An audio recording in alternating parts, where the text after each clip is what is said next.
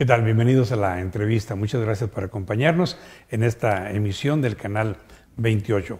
Vamos a continuación a platicar con el senador de la República, Javier Corral, quien nos visita una vez más en este espacio de la información y del análisis. Bienvenido, senador, aquí al canal 28. Muchas gracias, Sergio, por la invitación de nueva cuenta y pues un gusto volver aquí al canal 28. Hay mucho que platicar, sobre todo trascendente esto de la reforma judicial que ha venido a trastocar la estructura jurídica constitucional. La pregunta inicial es, ¿qué consecuencias ha tenido la reforma judicial, no solamente desde el punto de vista de los poderes en sí mismos, sino también de los diversos sectores de la sociedad, el sector empresarial o el sector académico, etcétera? ¿Cuál es la visión que se tiene actualmente al punto que llevamos al día de hoy?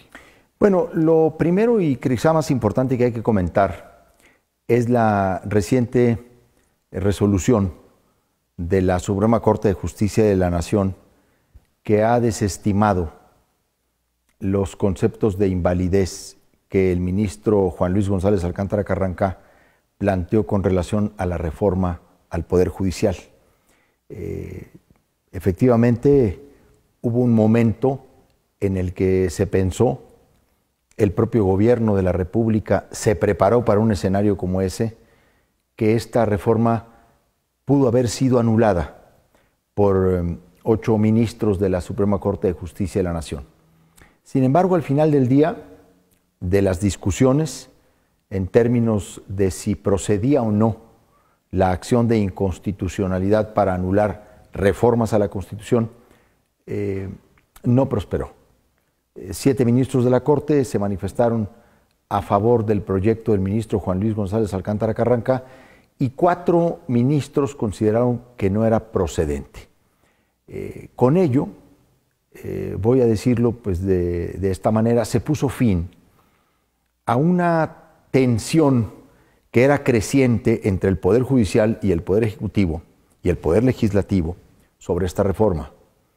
No quiere decir que la reforma ya no tenga todavía más escollos o tenga otros elementos a considerar. Es evidente que todavía están planteadas varias suspensiones de jueces y juezas en torno de la reforma para actores específicos. Pero en todo caso, pues habría que dimensionar que esas suspensiones pues refieren casos muy concretos de actores muy particulares. Ya no en sí del contenido o con efectos generales de una suspensión de la reforma. Por lo tanto, hay que decir, la reforma es un hecho jurídico y político ineludible. Senador, ¿hubo sorpresa de la resolución de este ministro en la decisión que tomó de no apoyar el proyecto que se tenía? Es decir, ¿no había algún elemento para saber que iba a resolver de esa manera? Y hay quienes dicen, bueno, pues es que lo presionaron de tal manera que lo obligaron a decidir por una u otra manera. Bueno, es muy importante decir que el ministro Alberto Pérez Dayán, invariablemente, en todos los precedentes que conoció o que ha conocido a lo largo de su trayectoria como ministro de la Suprema Corte de Justicia de la Nación, ha considerado que ni la acción de inconstitucionalidad y mucho menos la controversia son instrumentos para enfrentar reformas a la Constitución. Son instrumentos efectivamente con los cuales se combate la inconstitucionalidad de leyes generales en términos de leyes particulares frente al texto de la Constitución. De él es la frase citada en estos tiempos en varias ocasiones, ¿de quién soy yo para arrancar hojas a la Constitución? Hablando de que no está facultada la Corte y que no les ha sido conferido a los ministros de la Corte la potestad de modificar las reformas que el constituyente permanente realiza a la Constitución. Y si uno sigue los precedentes de Alberto Pérez Dayán con relación a varios intentos de acción de inconstitucionalidad, no podría ni debería haber sido sorpresa. Él ha sido el ministro que invariablemente ha sostenido ese criterio. Sin embargo, sí se veía venir que él pudiera cambiar de opinión, pues ante las circunstancias, la presión del propio Poder Judicial Federal, magistrados, jueces, ministros, todo este movimiento que se ha generado. Incluso se hablaba de que el proyecto de Juan Luis González Alcántara Carrancá respondía a un consenso previo de un grupo de 8 ministros que coincidía con quienes habían manifestado su renuncia anticipada o su no participación más bien en el proceso de elección del 2025, toda vez que la reforma constitucional les da pase automático no solo a jueces, magistrados, sino también a ministros de la Suprema Corte. Entonces, yo creo que la sorpresa más bien fue en ese bloque. Debo decirlo porque tengo información que así me permite afirmártelo, que en la Presidencia de la República se llegó a considerar que podía venir una nulidad. Y ante un escenario como ese,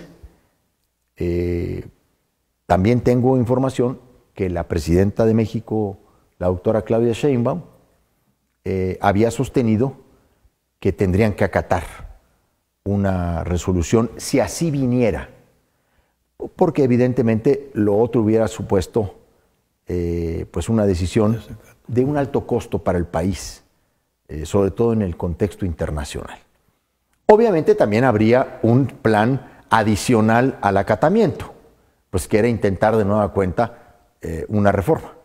En fin, este hecho ha tensado la relación entre poderes y ha generado entre algunos sectores de la población inquietud por un procedimiento pues que es inédito, pero que no hay la menor duda que significará uno de los cambios más profundos que ha tenido el régimen político y jurídico en México pues de las últimas décadas.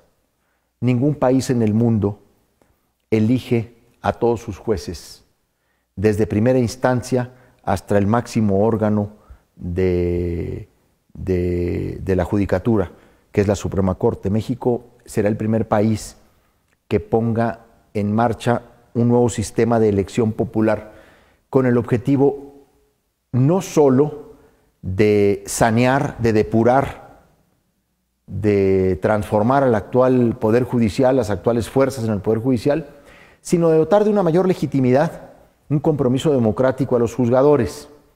Como lo dije en la pasada entrevista, lo reitero hoy, el gran reto de esta reforma al Poder Judicial es que quienes lleguen finalmente a la boleta, pues sean las personas más idóneas, sean las personas más capaces, los mejores, las personas mejor evaluadas. Yo creo que eso es bien importante porque hay quien pudiera calificar de que ya un triunfo, que la reforma ya con esta decisión de la Suprema Corte de Justicia de la Nación tiene el visto bueno y adelante, ya lo ganamos, ya lo hicimos, pero pues realmente lo que va a hablar de un éxito, de un fracaso en un momento dado de esta reforma judicial va a ser que lleguen los mejores estudiosos, litigantes, juristas, catedráticos o con carrera judicial a los puestos de la jurisdicción, porque imagínate que un juez con un escaso conocimiento o debilidad, etcétera, sean ahora los que estén al cargo del Poder Judicial o magistrados o ministros, sería de consecuencias muy delicadas. De consecuencias muy delicadas, y este es el mayor desafío que tendrá el gobierno de la doctora Claudia Sheinbaum, una reforma que ha generado una enorme expectativa entre la población. Después de una reforma así, no se podrá arguir o argumentar la falta de acceso a la justicia o de cercanía de los juzgadores con la gente. De hecho, hay una expectativa muy elevada sobre esta reforma. Senador, perdón que lo interrumpe, pero también hay que entender que estamos hablando ahorita, así con esta inmediatez, de la judicatura federal, del ámbito judicial federal, porque se ha comentado que la mayor problemática de justicia, cuando se analizan así en grosor todos los temas y los expedientes, es en los poderes judiciales estatales. No solamente es la mayor demanda de justicia por parte de los ciudadanos en los poderes judiciales locales, son los poderes más corrompidos, los más corruptos, los más controlados, donde persisten los mayores vicios, donde se generan los peores vínculos no solamente de la política en su afán de control o de poder, sino también con grupos organizados del crimen. En fin, hay en muchos estados un gran vínculo entre organizaciones criminales y juzgadores locales. Yo debo decir con toda claridad que el principal reto son los poderes judiciales locales, tan o más importante, podría decirlo, que a nivel federal. Y estos poderes judiciales locales tendrán hasta el 2027 para hacer una renovación y para entrar al proceso de elección popular. En algunos estados, bueno, en Chihuahua particularmente, resulta más que nunca necesaria esa renovación. Si algún poder judicial debe ser renovado prácticamente en su totalidad, pues es el Poder Judicial de Chihuahua, particularmente en términos del Tribunal Pleno, del Tribunal Superior de Justicia en el Estado. Difícilmente varios de estos magistrados pasarían la prueba del ácido en términos de una elección popular. Muchos de ellos tienen conductas acreditables.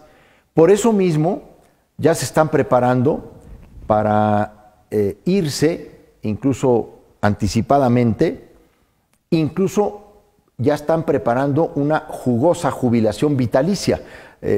Hay que decirlo con toda claridad, en el estado de Chihuahua se ha presentado una iniciativa de reforma por parte de la presidenta del Tribunal Superior de Justicia del Estado, la magistrada Miriam Hernández Acosta, para asegurar una pensión vitalicia a los juzgadores que decidan retirarse de manera anticipada, porque se vayan antes o porque no resulten electos en el 2027 o en el 2025, porque también se había dicho que quisieran adelantar la elección al 2025. La pretensión es de que se vayan con el 55% de su compensación y con el 45% de su salario normal. Esto significa que jueces, juzgadores, magistrados o magistradas que ganan hoy 150,000 pesos, pues prácticamente se jubilen con 80 y tantos mil pesos de por vida.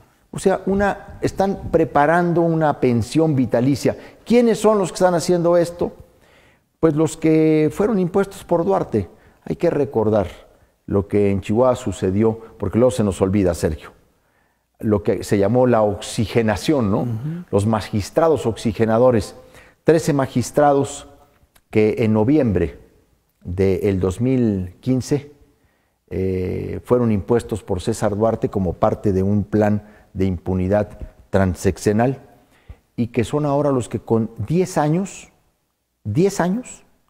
de duración en su encargo pretenden llevarse pensiones vitalicias multimillonarias en términos del conjunto de lo que significaría. Bueno, esta estrategia, estas acciones, va a ser difícil verlas en otros estados aquí porque hay un predominio de la gobernadora o del PAN, el grupo parlamentario del PAN es donde puede decidir, pero en otros estados la mayoría son de Morena y no harían esto. No lo van a hacer porque además en esos estados pues hay un claro compromiso político de homologar los objetivos de la reforma judicial. Pero acá pues la gobernadora tiene el control absoluto del poder legislativo y del poder judicial, y por eso están preparando esta jubilación vitalicia por separación anticipada. Entonces, en todos los estados Para el 27 ya hay una renovación. Tendrá que haber una renovación de todos los poderes judiciales locales. Todos los estados. En todos los estados. La reforma dio un periodo de 3 años para llevar a cabo. Acá se ha advertido que quieren adelantar la elección de la renovación del Poder Judicial del Estado para no empatarla con la del 27 en materia electoral. Bueno, eso es evidentemente un cálculo estrictamente político electoral, porque saben que en el 27 están totalmente perdidos. O sea, digo, si hoy mismo fueran las elecciones para gobernador de Chihuahua o gobernadora de Chihuahua, está 2-1 Morena. Según una encuesta reciente que salió, ¿verdad? Hay muchas encuestas. Varias. Hay muchas encuestas en donde, y lo saben perfectamente, por eso están haciendo todo este tipo de reformas, están haciendo una especie de blindaje, ¿no? Y incluso por eso quisieran adelantar al 27 para ver al 25, perdón, para ver qué tanto pueden rescatar, porque en el 27 ya lo ven también ellos totalmente perdida la elección para la renovación de la gubernatura en el Estado. Regresando al tema de los poderes judiciales locales, allí es donde está la mayor demanda de justicia, allí es donde están los asuntos de mayor cercanía con el ciudadano, y allí es donde están los mayores problemas de nepotismo, de corrupción, de control político. Sin embargo, la reforma a nivel federal planteó 2 etapas, el 25 y el 27. En el 25, cerca de 850 juzgadores y juzgadoras federales irán a un proceso de elección popular, y ahí el reto, pues es, otra vez, lo decimos con toda claridad, que los comités de evaluación hagan un trabajo con altura de miras, que los comités de evaluación de los 3 poderes, y me consta que en los 3 comités hay gente muy íntegra, muy razonable, gente muy conocedora, que tiene un prestigio, que tiene una fama que cuidar, que esos comités hagan su labor y que presenten a los candidatos más idóneos. Idóneos en capacidad, en experiencia, en trayectoria y en integridad personal. ¿Y el tiempo será suficiente?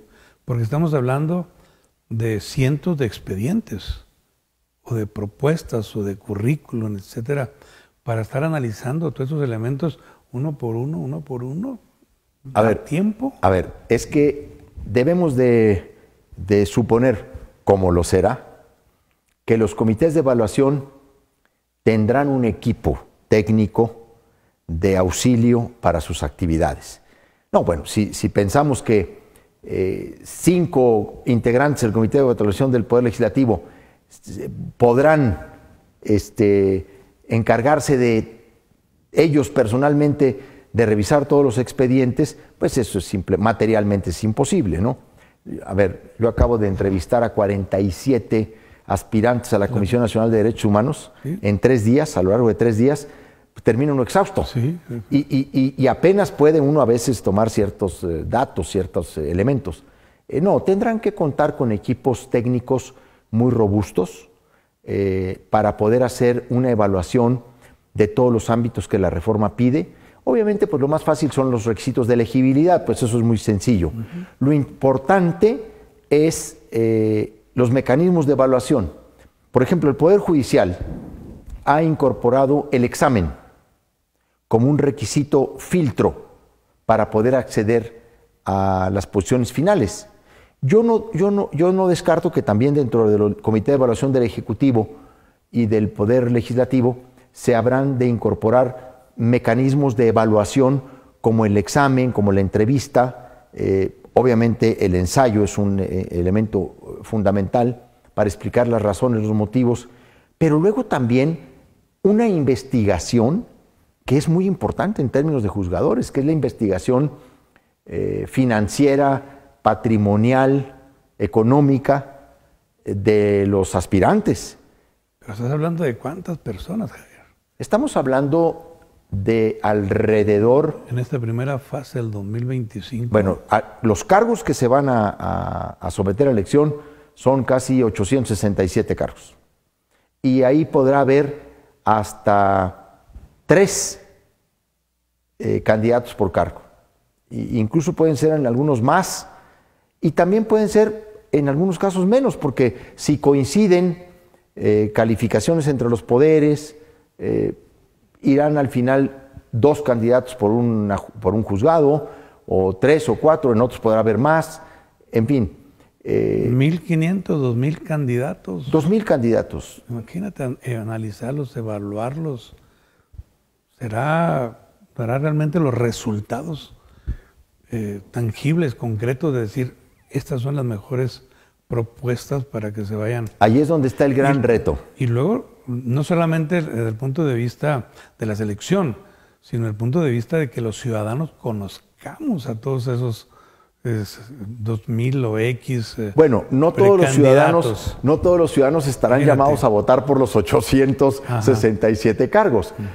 Obviamente, en un circuito judicial, como es Chihuahua, pues su jurisdicción, nada más votarán por determinados...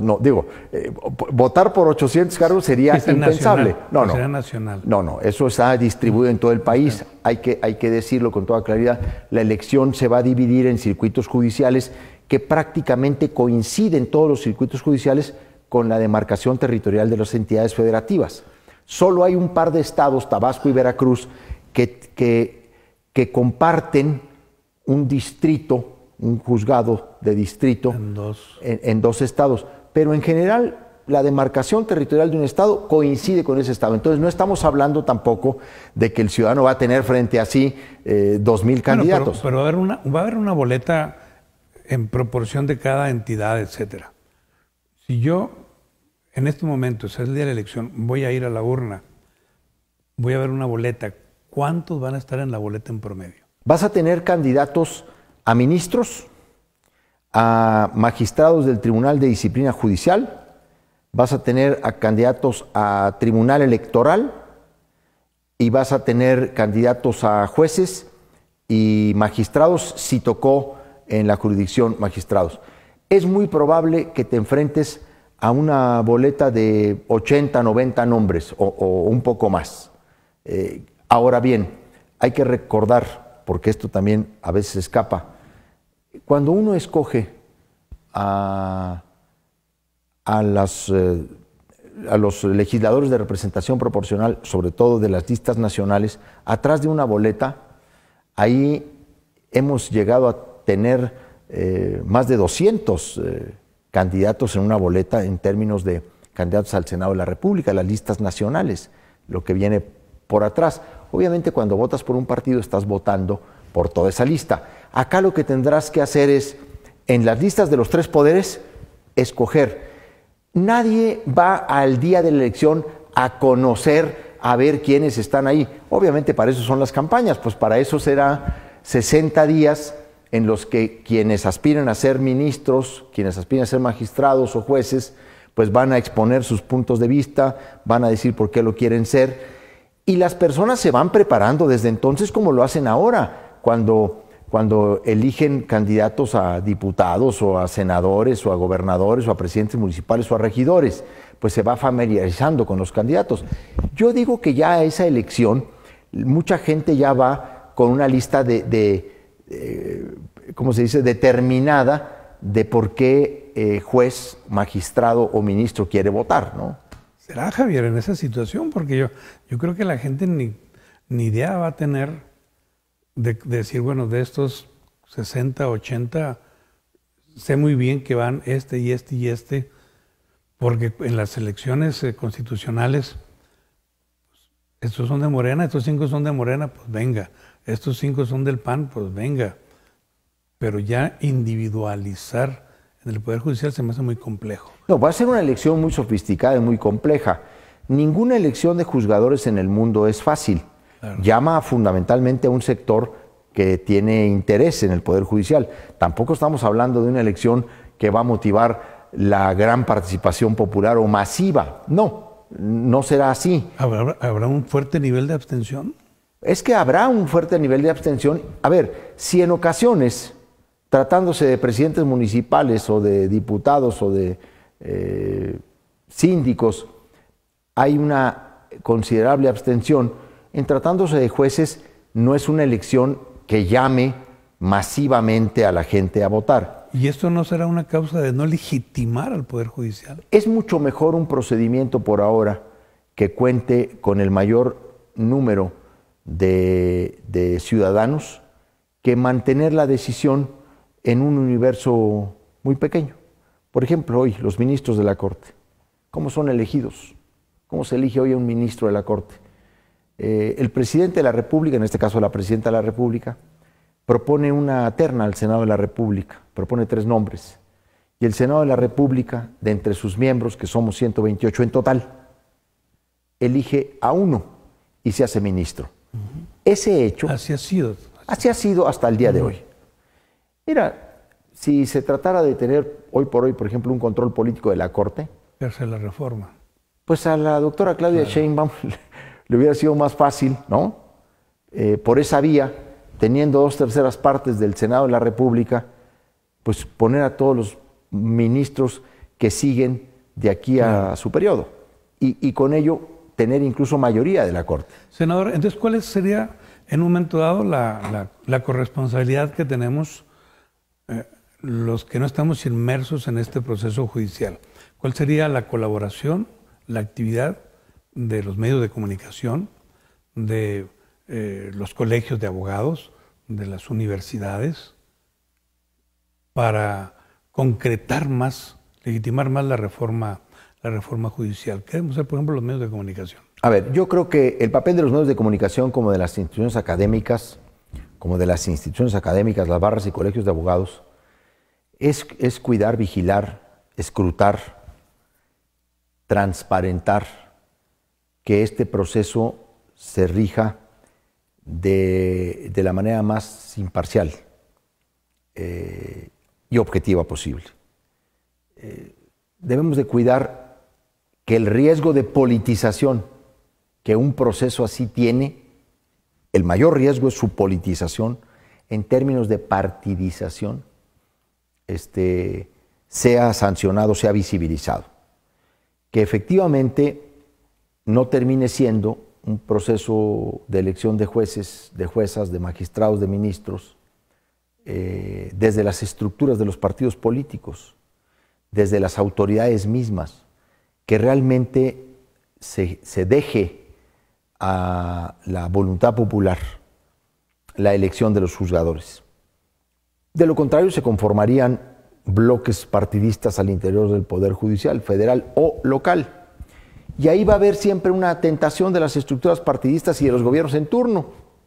Digo, no por algo en Chihuahua están pensando en adelantar la elección del 27 al 25, pues porque quieren llevar la influencia política electoral actual, lo que les quede, a ver qué recuperan o rescatan del Poder Judicial. Y en las reformas secundarias, ¿existe la posibilidad o se está contemplando de testigos externos que en un momento dado participen y observen y hagan señalamientos al proceso? De hecho, ya la reforma está aprobada en ese sentido.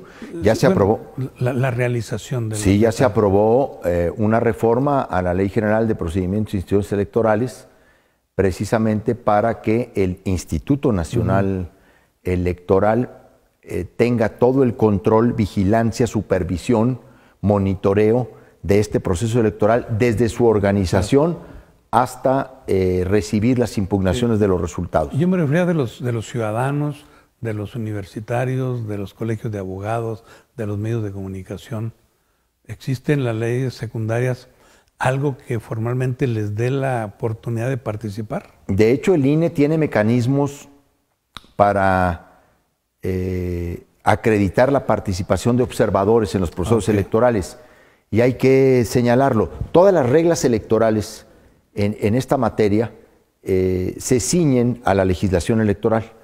Pero también el INE puede generar los acuerdos necesarios, todos los acuerdos necesarios, para garantizar la imparcialidad, la objetividad del proceso.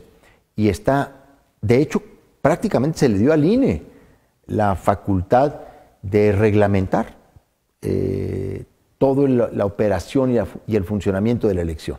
¿Hay armonía con el INE en estos momentos? Porque lo que está despertando la inquietud de diferencias desde el punto de vista de la valoración del costo de la elección de 13,000 millones cuando se hablaba de una cantidad muy inferior, y ahorita se está en ese punto de saber qué está pasando con ese presupuesto. Bueno, nuestra presidenta ha dicho que le parece que es una cantidad muy alta, y efectivamente va a ser un motivo de polémica ese costo. Vamos a decir, la elección constitucional, donde se eligieron presidenta de la República, las dos cámaras del Congreso, gubernaturas, etcétera, rondó alrededor de los 10,000 millones de pesos. Incorporado en este gasto las prerrogativas a partidos políticos. Y entonces sí se nos hace mucho el cálculo de 13,000 millones. Sí se nos hace mucho. Porque al final del día aquí no hay ni financiamiento a partidos, ni financiamiento a candidatos. De hecho, queda prohibido, propiamente dicho, la contratación. Solamente habrá tiempos de radio y televisión para los candidatos a juezas, jueces, magistrados y ministros en las dimensiones y proporciones que correspondan. Entonces, sí hay una discrepancia sobre el cálculo de la elección, pues que tendrá que resolverse de manera muy pronta, toda vez que estamos a un mes y medio o a un mes de que termine la aprobación de la Ley de Ingresos y del presupuesto de egresos de la Federación. Yo creo que se va a terminar conciliando la visión de ambas instituciones. ¿Hay confianza de que finalmente este proceso inédito a nivel internacional prospere sin que haya muchas raspaduras en cuanto a problemáticas sociales? La elección de jueces, de magistrados, particularmente de estas dos figuras juzgadoras, estas dos calidades de personas juzgadoras, es el mayor desafío que tiene hoy por hoy el gobierno de la República, nuestra presidenta y las fuerzas mayoritarias en el Congreso.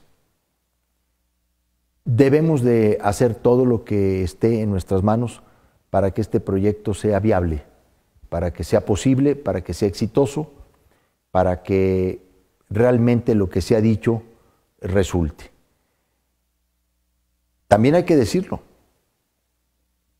si esto no resultara, si esto tuviera un mayor número de problemas y al final del día se ocasionan más problemas que beneficios, tendría que ser reconsiderado para el 27. Esto es, la culminación de la reforma judicial en todos sus objetivos que están planteados para el 27 pasan necesariamente por el éxito del 25. Pero si esto no funcionara, tendrá que ser repensado, ser reconsiderado. Lo digo como es porque hay mucha algarabía, hay incluso ahora mucho triunfalismo, ¿no? Después de la resolución de la Corte. Yo creo que son cosas que uno tiene que ver con mucho cuidado, con mucha responsabilidad, porque la gente tiene una gran expectativa. Y entonces hay que actuar de manera muy responsable. Y muy conscientes de que se está intentando un modelo distinto de legitimidad democrática al Poder Judicial. Y ahí está planteado el reto y el desafío. Es monumental, es monumental. La elección tiene muchas complejidades. Yo creo que si cada actor coloca en esto una altura de miras, México puede tener un buen ejercicio, ¿no? Y demostrar que un intento de democratizar el Poder Judicial tiene cabida, tiene sustento. Senador, vamos a pasar otro tema. Si sí, adelante, adelante. Hablar algo más de este tema. Yo creo que está dicho prácticamente todo, ¿no? Ahí lo vamos a ir, ahí lo vamos a ir platicando. Paulatinamente. Vamos a entrar al tema de la Comisión Nacional de los Derechos Humanos, porque es un tema ahorita polémico, muy vigente, polémico también, y quisiéramos conocer en estos momentos cuál es el estatus de la elección de quien va a encabezar la Comisión Nacional de los Derechos Humanos. ¿En qué punto se está? Estamos en el punto de entrar a la votación en el Pleno del Senado de la República para escoger de entre una terna que ya se ha votado en las Comisiones Unidas de Justicia y Derechos Humanos a quien puede ser la nueva titular o, en su caso, reelegir al actual titular de la Comisión Nacional de Derechos Humanos. Ha sido un proceso muy interesante, un proceso largo, también hay que decirlo. Nosotros abrimos una convocatoria, digo nosotros, las comisiones de Derechos Humanos y de Justicia del Senado, ahí me toca encabezar la Comisión de Justicia del Senado. Abrimos una convocatoria, se registraron 66 personas, cumplieron los requisitos 48, entrevistamos a 47, y luego la Comisión de Justicia, porque cada comisión hizo sus propios mecanismos de evaluación, la Comisión de Justicia elaboramos una lista de los 12 perfiles que a juicio de los miembros de la comisión estaban mejor evaluados. ¿Con base en qué? En 8 indicadores que acordamos no solo entre los senadores, sino con organizaciones de la sociedad civil que concurrieron a un parlamento abierto.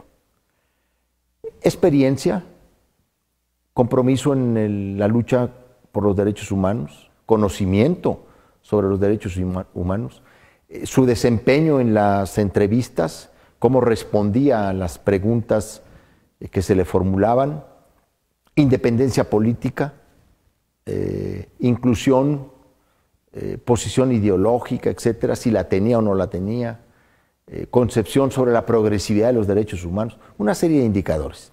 Senador, ¿y por qué esta serie de indicadores y los resultados y de la evaluación no corresponden la calificación a la terna? Bueno, es decir, de mejor a menor, ¿por qué los 3 primeros no están en la terna? A ver, una vez que hicimos esa calificación nosotros en la Comisión de Justicia, bueno, de entrada quiero decirte algo que es muy importante que se sepa y se conozca. En la Comisión de Justicia, en esa evaluación preliminar, nosotros de entrada consideramos que lo más conveniente para la Comisión Nacional de Derechos Humanos era una renovación, no una reelección. De titular. Del titular, una renovación del titular.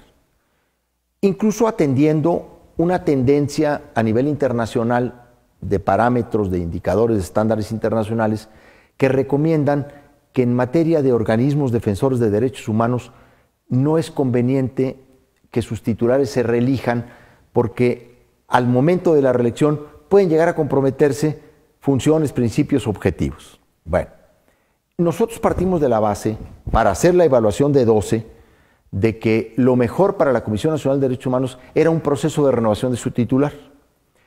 No se trataba de hacer una descalificación, mucho menos una sanción en modo alguno a la maestra Rosario Piedra Ibarra. Nosotros simple y sencillamente dijimos, lo que más conviene es una renovación. Bueno, a partir de ahí hicimos una primera selección de 12. Y de entre esos 12, los senadores escogieron 5 e hicimos una lista de los mejor evaluados. Hubo una compañera senadora que dijo, yo sí creo que debe estar Rosario Piedra Ibarra, y ella la incluyó en su lista. Otros compañeros senadores no lo consideraron así, y nosotros hicimos una evaluación. En nuestra lista, los 3 primeros lugares es Nacheli Ramírez Hernández, es Tania Ramírez Hernández y Paulina Hernández Diz. Ellas son los 3 perfiles mejor evaluados de nuestra comisión. Dentro de la actual terna presentada en el Senado de la República, la que ya se votó en comisiones, está Nacheli Ramírez, se incorporó a la maestra Rosario Piedra y está Paulina Hernández Diz. ¿Cómo fue la incorporación de la maestra Rosario Piedra Ibarra? La Comisión de Derechos Humanos, trabajamos en Comisiones Unidas, consideró conveniente, importante incluir a la maestra Rosario Piedra Ibarra en la terna, derivada del propio auscultación que esta comisión realizó entre los senadores. Es que no solamente se trata de integrar una terna, pues efectivamente entre los mejor evaluados, también entre aquellos que puedan generar y suscitar un consenso, un acuerdo, claro. Porque pues va uno a proponerlo al Pleno del Senado, donde las fuerzas actúan con base en su fuerza política, en el número de escaños que cada bancada tiene. Y así fue como se incorporó a la maestra Rosario Piedra Ibarra en esa terna. Hay una gran discusión sobre el papel de la Comisión de Derechos Humanos en estos años. Yo reconozco que hay logros muy importantes en la gestión de la maestra, pero también pues hay una distancia con relación a organizaciones de la sociedad civil que le han generado una enorme crítica. Sin embargo, la terna está ahí, es una terna que se tiene que votar próximamente, el martes está planteado. Este martes la votación debe ser por 2/3 partes de los senadores de la República. Es una votación por cédula, esto quiere decir en sobre cerrado, y se definirá quién obtiene esas 2/3 partes. Si no se obtiene, si ninguna de las participantes de la terna obtiene las 2/3 partes, pues se tiene que reconformar, reconstituir la terna con nuevos integrantes o con algunos de ellos, en fin, se tiene que buscar. En mi caso, yo quiero decirlo abiertamente, nosotros hicimos un trabajo de evaluación muy objetivo. Los senadores de Morena que participan en las comisiones, somos mayoría en estas comisiones. Ahí se dio esta evaluación objetiva, pero finalmente, pues no solamente es esta evaluación, son otros muchos factores los que se tienen que tomar en consideración, y así fue como se conformó la terna, Sergio. Se está ahorita polemizando mucho el tema de la elección de la titular, pero ¿qué va a pasar en el Senado, en el Congreso? Porque la Comisión Estatal de Derechos Humanos, la problemática no es tanto el nombramiento de él o la titular, sino en cierta manera la fuerza que tienen los resolutivos, las recomendaciones de la Comisión Nacional como de las comisiones estatales, que no son vinculantes. A ver, yo pienso que... ¿Pueden dar una recomendación? Sí, claro. Y el funcionario puede decir, bueno, pues estoy de acuerdo, ¿no? Y métela al archivo y ahí se va a quedar. Bueno, precisamente por eso, porque sus recomendaciones tienen más un carácter de fuerza moral que de coercitividad, ¿no? De obligatoriedad, es que se requiere pues de un perfil con mucho prestigio, con mucho apoyo social, con mucho respaldo, para que esas resoluciones tengan una atención por parte de servidores públicos que estén señalados. Se ha hablado de hacer una reforma a la ley orgánica y también a la Constitución, al apartado B del artículo 102 de la Constitución, donde se establecen las bases de la Comisión Nacional de los Derechos Humanos. Incluso hay quienes dicen que no hay que permitir que la titularidad se pueda reelegir. Yo estoy de acuerdo con ese principio, pues entre otros casos en concordancia con lo que ha postulado nuestra propia presidenta Claudia Sheinbaum, la no reelección, que ha señalado la no reelección. Yo creo que también las recomendaciones de la Comisión, en determinados casos y con un protocolo que se debe seguir, debieran ser vinculantes, porque luego pues terminan resultando un llamado a misa, ¿no? Ahora, la Corte Internacional emite una decisión y es vinculante para los estados. Sí, también es un poco imperfecta, porque la Comisión Interamericana de Derechos Humanos pues efectivamente hace recomendaciones, ¿no? La Comisión, pero digo la Corte. Ah, la Corte, sí. Corte. Efectivamente, la Corte. Bueno, en términos de la Corte, ahí lo que falta pues es determinar cuáles son los mecanismos cuando no se acatan las disposiciones. Hoy mismo México tiene varias resoluciones de la Corte Interamericana que están pendientes de cumplimiento. Ahí lo que falta son mecanismos para determinar qué tipo de sanciones merece un Estado cuando no cumple una disposición. También en la Comisión Nacional de Derechos Humanos hay que buscar una reestructuración. Lo que yo sí creo, Sergio, es que independientemente de quién llegue, independientemente de que haya reformas legales o constitucionales para un rediseño, la Comisión Nacional de Derechos Humanos necesita una reorganización muy importante, reconstituir el puente con la sociedad civil, con las organizaciones que se dedican a la defensa y protección de los derechos humanos, requiere de un consejo consultivo muy vigoroso, muy plural, y esta es una responsabilidad del Senado, porque también el Senado es el que tendrá que escoger al próximo consejo consultivo de la CNDH. Son 10 los nombramientos que debe hacer. Incluso se tendrán que ir renovando cada 2 años. Y trabajar muy en cercanía con la sociedad, ser una Comisión Nacional de Derechos Humanos más de territorio, como ahora se dice, y no tanto de escritorio. O sea, cubrir el territorio nacional, no solo la Ciudad de México. Aunque se cubre en materia cuando son autoridades federales, pero también las comisiones estatales carecen de la misma problemática. Ese es el tema, que lo que tenemos que hacer es una reforma de carácter integral. Sin embargo, la Comisión Nacional de Derechos Humanos, con su presencia federal en todas las entidades, puede hacer un gran trabajo en términos de acompañamiento a las víctimas, sobre todo a las víctimas de desaparición forzada, en los dispositivos y operativos de búsqueda. O sea, puede ser una comisión más proactiva. Las visitadurías deben fortalecerse, deben aumentarse este tipo de visitadurías, especializarse frente a la nueva asunción o a la asunción del reconocimiento de nuevos derechos humanos. A ver, el Congreso acaba de aprobar una gran reforma constitucional en materia de derechos de pueblos originarios y afromexicanos. Ahí hay un reto monumental para la Comisión Nacional de Derechos Humanos, un reto monumental, particularmente en lo que se refiere a comunidades indígenas. Entonces, estamos ante un momento extraordinario. Yo realmente no sé cómo va a quedar la elección, ¿no? Lo que sí sé es que pues hay una corriente dentro de Morena que está buscando la reelección de la maestra Piedra Ibarra. También he escuchado voces que no están muy convencidas de ello. Vamos a ver qué encontramos en la próxima sesión del Senado de la República sobre este tema.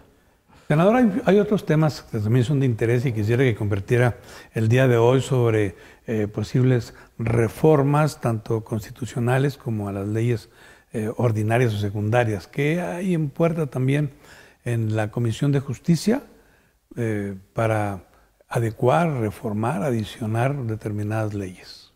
Bueno, tenemos el gran encargo de darle contenido legislativo al plan anticorrupción al que se comprometió la doctora Claudia Sheinbaum durante su campaña y que a mí me tocó coordinar el grupo de trabajo. Es un gran tema ese.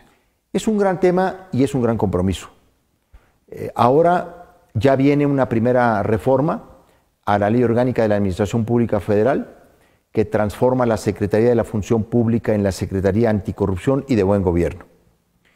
ese rediseño institucional a la Secretaría de Función Pública tendrá un sustento y bagaje constitucional en el reconocimiento de dos grandes derechos de tercera generación: el derecho humano a una vida libre de corrupción y el derecho humano a una buena administración pública. A partir de dos grandes nuevos derechos constitucionales se delimitará toda una estrategia, todo un conjunto de disposiciones secundarias para garantizarlo, para hacerlo viable. Cuando el Estado garantiza un derecho, se está comprometiendo a reglamentar su obligación. Y esto es lo que vamos a hacer a partir de varios nuevos instrumentos. Senador, hay ocasiones cuando ustedes nos hablan de estos temas, muchas veces nos vemos en ese marco teórico, referencial o jurídico, y nos llegamos a preguntar, el ciudadano común, bueno, ¿y eso para qué va a servir? O sea, ¿qué van a hacer con esta reforma que no se está haciendo en estos momentos, así en concreto? Pues la verdad es que empezar por ahí es empezar por el reconocimiento de que el de la corrupción es un problema persistente, lacerante, transversal, a niveles de gobierno, a poderes de la Unión, a partidos políticos, que el de la corrupción es un problema que se ha enquistado. Cuando uno habla de entrar a nombrar una secretaría anticorrupción, pues es el reconocimiento de un problema persistente. Y vale mucho el admitir que el de la corrupción es un problema estructural en México. Y a partir de ahí, delimitar nuevas estrategias que coordinen los esfuerzos para lograr dos grandes metas, diría yo, o dos grandes objetivos. A través de un conjunto de leyes, reducir los riesgos de la corrupción, o sea, prevenir que se cometa la corrupción, pero luego también nuevos instrumentos que permitan realmente investigar, sancionar la corrupción cuando ésta se comete. Yo insisto en lo mismo. Vamos a aterrizar que en estos casos, ¿qué sería? ¿Mayores delitos, mayores investigación, auditorías? O sea, ¿todo esto en qué va a concretarse en el combate a la corrupción? Se presentará una nueva ley general de combate a la corrupción que establece bases generales para todos los estados. Esto es, una legislación que brinda procedimientos, mecanismos, incluso bases mínimas que deban contener fiscalías, tanto generales como especializadas en el combate a la corrupción, descripción de perfiles, requisitos, coordinación entre instituciones, estructura mínima o básica de las fiscalías anticorrupción. Más que nuevos delitos, más que nuevas sanciones, una reorganización de la tipología de los delitos en materia de corrupción. Porque los delitos en materia de corrupción han envejecido. Y no solamente han envejecido, ya no cuadran en el modus operandi como actúa la corrupción hoy por hoy en el mundo y en nuestro país. O sea, nos hemos quedado con delitos en materia de corrupción que presuponen solo conductas individuales, que el delito de corrupción empieza y termina con la acción de una persona. Hoy la corrupción actúa en redes, usa instrumentos internacionales, mecanismos tecnológicos muy sofisticados. Pues de hecho estamos incluso presentando, bueno, ya la acabo de presentar, una iniciativa para reformar la ley de lavado de dinero, de operaciones con recursos de procedencia ilícita, que se le conoce como la ley de lavado de dinero. Y también una reforma a la ley de amparo con relación a financiamiento del terrorismo y lavado de dinero. Esta es una reforma que estamos haciendo, que vamos a hacer para modernizar la legislación en estos temas que son tan importantes. En términos reales tengo que decirlo, y así lo quiero decir como es, no es una iniciativa que haya yo elaborado solo. Es una iniciativa que trae un trabajo previo de varias instancias del gobierno, particularmente de la Unidad de Inteligencia Financiera, de la Fiscalía General de la República, de la Secretaría de Hacienda y Crédito Público, y en el que se ha consensado una serie de necesidades de adecuación, de actualización a esta ley. Yo he sido solo ahora el conducto para iniciar esta reforma en el Senado de la República, pero recoge iniciativas anteriores, recoge parte de un dictamen que la Comisión de Justicia de la legislatura pasada había hecho y algunas nuevas cosas que en este periodo vimos con distintas dependencias del Gobierno de la República, porque esto es muy importante decirlo, en estos temas siempre hay que tener el consenso, el concierto, pues de las distintas instancias. Bueno, pero esto está ya planteado ahora, sobre todo porque tenemos que hacer una actualización a la luz de la acreditación que México tendrá el próximo año en materia de disposiciones contra el lavado de dinero y contra el financiamiento del terrorismo, producto de su integración a GAFI, el Grupo de Acción Financiera Internacional, que es este organismo internacional especializado en el combate al lavado de dinero y al financiamiento del terrorismo. Pero me regreso a la otra ley, una ley general que establece nuevos tipos penales, que reconfigura los tipos penales en materia de combate a la corrupción para considerar estos fenómenos tecnológicos, esta sofisticación, estos vínculos internacionales, este modus operandi en términos de redes de la corrupción.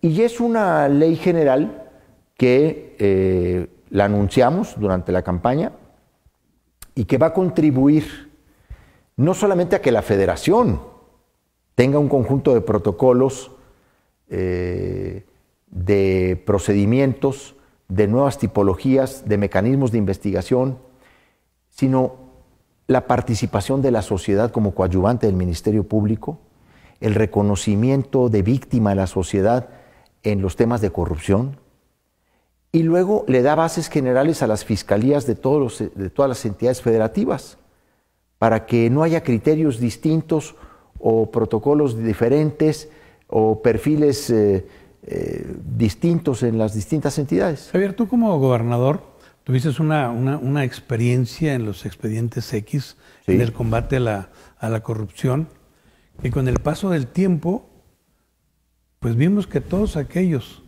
que se fueron condenados o investigados por la comisión de delitos, sí, pues andan libres, inclusive el propio exgobernador.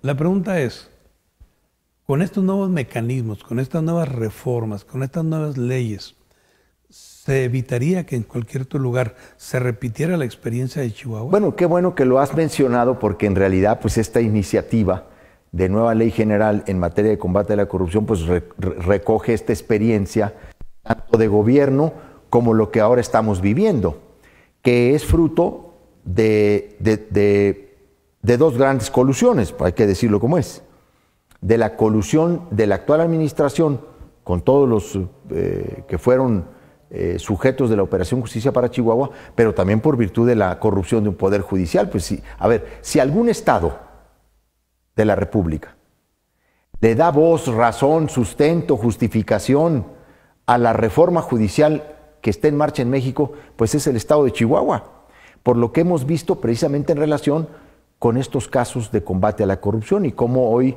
los que saquearon al Estado caminan impunemente, se pasean libremente por el Estado, protegidos por el gobierno estatal, protegidos por la gobernadora, protegidos por el fiscal general del Estado.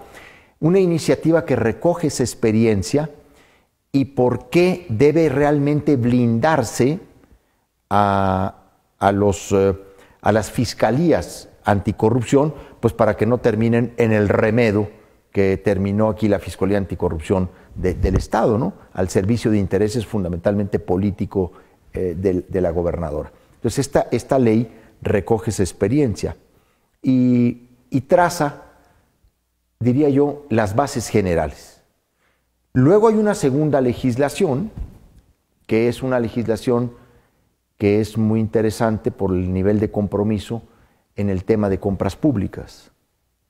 es una nueva Ley General de Compras Públicas Abiertas, que va a regular todos los procesos, desde la planeación hasta la adjudicación de la obra, del servicio, incluso de la modificación del contrato, del adendum. Es una ley que regula todos los procesos de compra del gobierno, pero no solamente del gobierno federal, de los gobiernos de los estados y de los municipios, porque es una ley general. Esta también tiene un conjunto de definiciones muy importantes en términos de cómo deben ser acreditados los proveedores en un gobierno, cuáles son los criterios para considerar a un proveedor como tal en un gobierno, en un proceso de licitación, de compra o adjudicación, ya sea de obra, de servicio. Y entonces es parte del conjunto de reformas en materia anticorrupción. Hay otra legislación que pues prácticamente se está terminando y es una nueva ley general reglamentaria del artículo 121 de la Constitución que regula esta gran función de la fe pública en México. Estamos hablando de los notarios.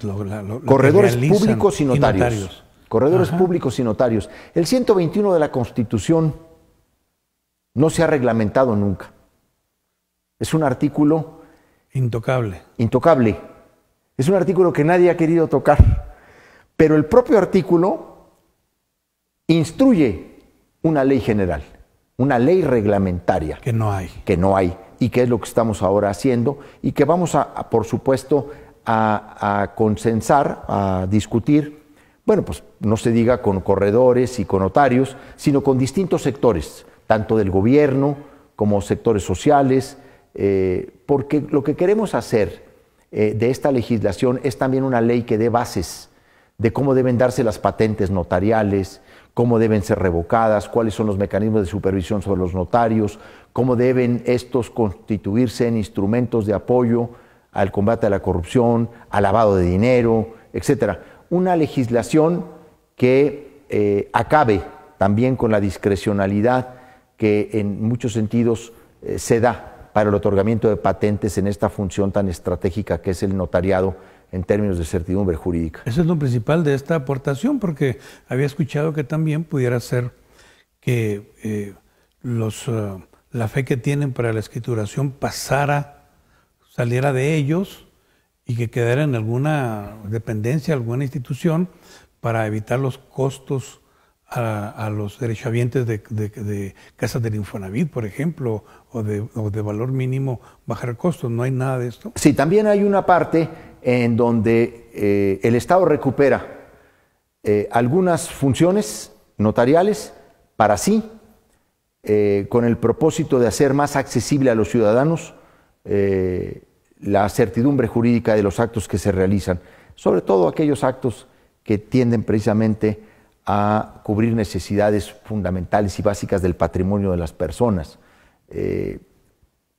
Yo soy un convencido de que la función notarial es una función muy, muy importante, muy estratégica que debemos de cuidar. El Estado puede asumir algunas funciones, lo puede hacer. En eso estamos, en esa tarea.